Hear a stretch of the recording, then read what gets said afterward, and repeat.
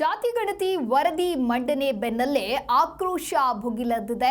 ಜಾತಿ ಗಣತಿ ವರದಿಗೆ ರಾಜ್ಯ ಒಕ್ಕಲಿಗರ ಸಂಘ ವಿರೋಧವನ್ನ ವ್ಯಕ್ತಪಡಿಸ್ತಾ ಇದೆ.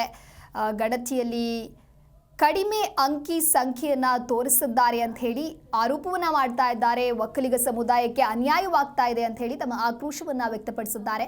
ರಾಜ್ಯ ಒಕ್ಕಲಿಗರ ಸಂಘದ ಅಧ್ಯಕ್ಷ ಕೆಂಚಪ್ಪ ಗೌಡ ತಮ್ಮ ಆಕ್ರೋಶವನ್ನ ಹೊರಹಾಕಿದ್ದಾರೆ. ವರದಿಯನ್ನು ಅವರು ಕೊಟ್ಟಿಲ್ಲ. ಅದು ಏನು ಅಂತಂದರೆ, ಏನು ಹಿಂದೆ 2010ರಲ್ಲಿ 10 ವರ್ಷ ಆದ ನಂತರ ಆ ವರದಿಯನ್ನು ಇವತ್ತು ತಂದು ಇದನ್ನು ನೀವು ಒಪ್ಪಿ ಅಂಥೇಳಿ ಹೇಳ್ತಾ ಇದ್ದಾರೆ. ಆ ವರದಿಯಲ್ಲಿ ನಮ್ಮ ಮಾಧ್ಯಮಗಳಲ್ಲಿ ನಾನು ನೋಡಿದ ಮಟ್ಟಿಗೆ ರಾಜ್ಯ ಜನಾಂಗ ಒಕ್ಕಲಿಗರ ಸಂಘದ ಜನಾಂಗ ಒಂದು 61 ಲಕ್ಷ ಜನ ತೋರಿಸ್ತಾ ಇದೆ. ಇದು ನಿಜಕ್ಕೂ ಕೂಡ ನಮಗೆ ಮಾಡ್ತಾ ಇರ್ತಕ್ಕಂಥ ಅನ್ಯಾಯ ಅಂತ ಹೇಳಿದರೆ ತಪ್ಪಾಗಲಾರದು. ಯಾತಕ್ಕೆ ಈ ಮಾತು ಹೇಳ್ತೀನಿ ಅಂದರೆ, ಪ್ರತಿ ಒಂದು ತಾಲೂಕುಗಳಲ್ಲೂ MLA ಮತ್ತು MP ಎಲೆಕ್ಷನ್ಗಳು ಆಗುವಂಥ ಸಂದರ್ಭದಲ್ಲಿ ಸಮೀಕ್ಷೆಗಳನ್ನು ನಾವು ನೋಡ್ತಾ ಬಂದಿದ್ದೀರಿ.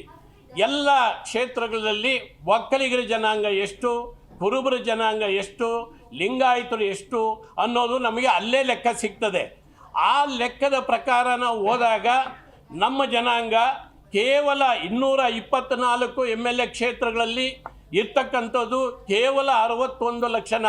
ಒಂದೊಂದು ತಾಲೂಕುಗಳಲ್ಲೂ ಕೂಡ 60,000 ಜನಕ್ಕಿಂತ ಹೆಚ್ಚಿಗೆ 1 ಲಕ್ಷ 1.25 ಲಕ್ಷ ಇರ್ತಕ್ಕಂಥ ಒಂದು ಜನಾಂಗ.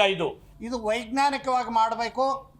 ಯಾವೊಂದು ಜಾತಿ ಜನಾಂಗಕ್ಕೆ ಅನ್ಯಾಯ ಆಗಬಾರ್ದು ಅಂತ ಏನಾದರೂ ಸರ್ಕಾರಕ್ಕೆ ಆ ಯೋಚನೆ ಇದ್ದಿದ್ದರೆ ಜಿಯೋ ಟ್ಯಾಗ್ ಮಾಡಿ ಯಾರ ಮನೆ ಎಲ್ಲಿದೆ ಗೊತ್ತಾಗ್ತಿತ್ತು, ಆ ಮನೆಯ ವಾತಾವರಣ ಯಾವ ರೀತಿ ಕಟ್ಟಡ ಇದೆ ಅಂತ.